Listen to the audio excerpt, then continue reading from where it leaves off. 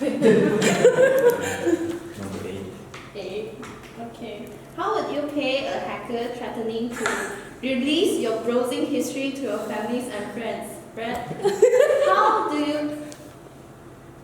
how much would you pay a hacker threatening to release your browsing history to your families and friends?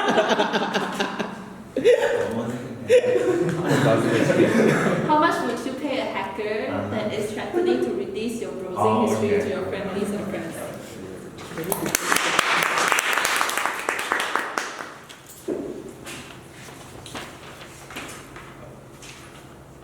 Okay, how much would I pay a hacker that actually threatens me to release my browser history?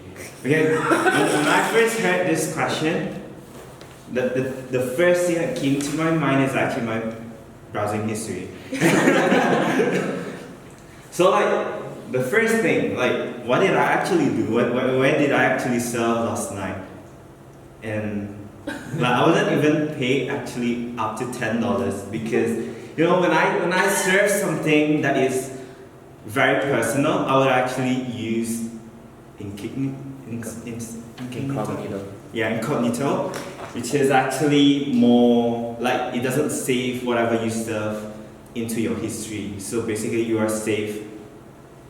In a way, you don't get whatever you surf saved in your history. So I mean, I'm not saying that I surf anywhere where I'm not supposed to surf. So this is when I do, I do it in a safe way. So why would I actually want to pay really high to a hacker to actually, you know, threaten me? You can threaten me all you want, but I wouldn't actually pay a single dollar to that person. So yeah, I think that's pretty much it. So back to you.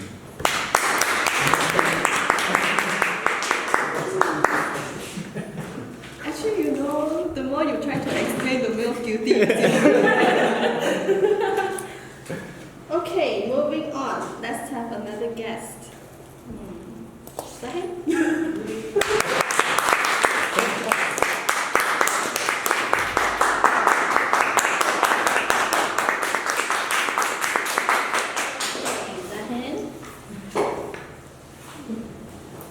I'll give you an easy one. What is your biggest kitchen fail? Kitchen fail. May I know what kitchen fail is? Is it The only thing you do in the kitchen is cook, right? okay? Yeah. Zahin, what is your biggest kitchen fail?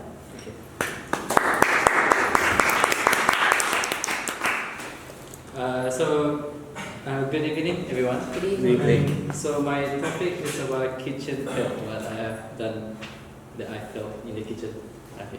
So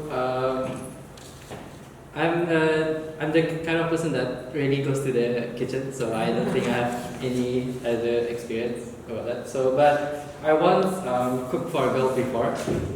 Yeah. It was something that I wanted to show her that I was really appreciating of her. So it was the first time. It was the first time that I had to ask a few people who know how to cook. So at that time, I asked for my friends what kind of food was the easiest to cook. So the first thing they suggested was spaghetti, and then the second one is barbecue chicken. So it took me, actually I tried the night before I went to cook for her. And then the next day, during the day, when we actually had the dinner, she said the food was quite nice. But honestly, I was kind of embarrassed cooking in front of her because I did really struggle a lot. So that's my kitchen. Thank you.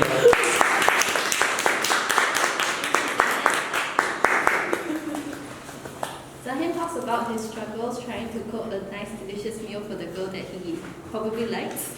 Probably.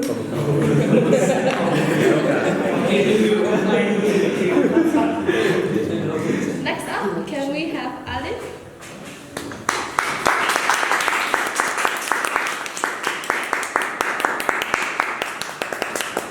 Okay, Alif, here's a tricky one.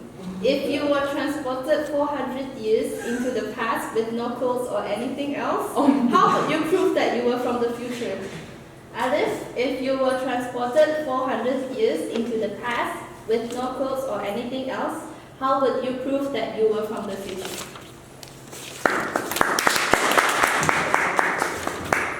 Good evening.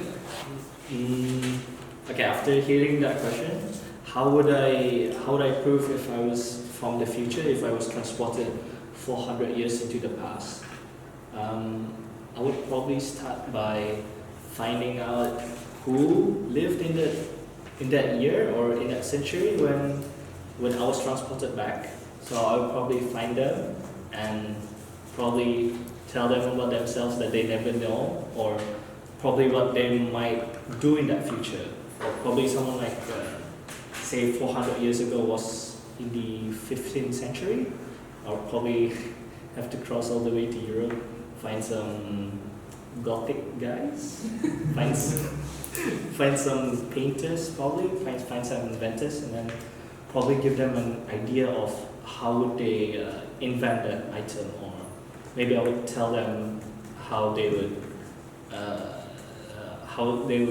their life would probably go, and then probably create a paradox or something. So that's all.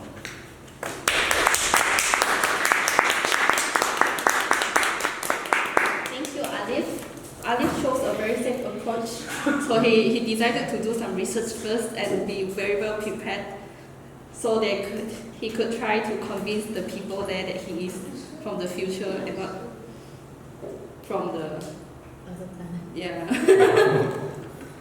timer. How many speakers can I have? You can have one more. One more? Yeah.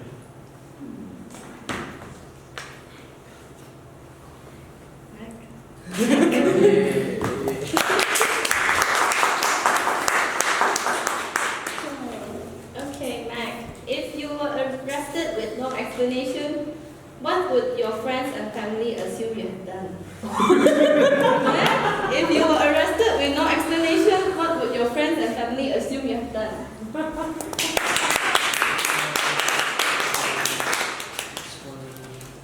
Well, this kind of happened before. I wasn't arrested, but this happened in KL during Hari Raya. And during that time, I really loved riding motorbikes. And it just so happened my cousin had a very nice Yamaha motorbike, and I decided to take it out one night.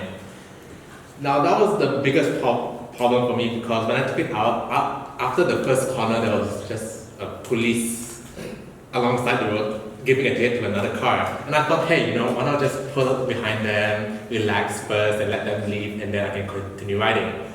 But not knowing what happened next was they decided to walk up to me and ask me questions like, why are you behind us? What are you doing here? So I had no choice but to talk to them. And after talking to them, we kind of hit it off a bit. And that's when I said, hey, can I take a picture if you just send it to my family? So I did that, sent the pictures of my family, and the first thing they said is, why am I getting arrested?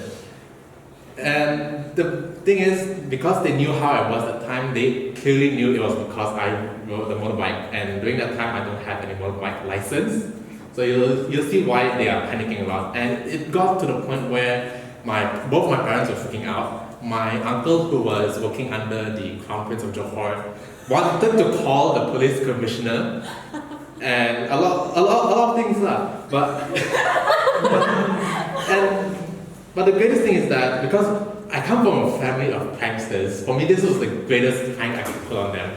And I truly enjoy it, and I hope I'll be able to pull even better pranks for them again in the future. With that, back to you, family.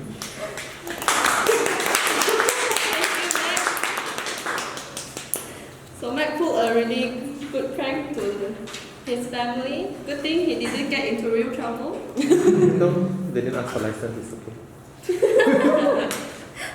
Okay, thank you everyone for participating today.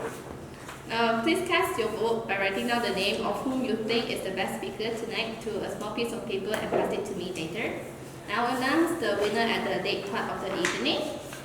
So let me give you a small recap of what the speakers have said. So Fred said that he doesn't want to pay the hacker that much, so $10 would be too much because apparently he doesn't have anything to hide. So Zahid went on to describing his first ever attempt in making a romantic dinner for a girl that he likes.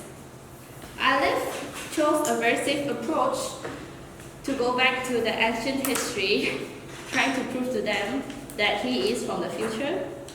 And lastly, Mac pulled a prank on his family, trying to get into trouble but failed to do so. And that's it, back to you.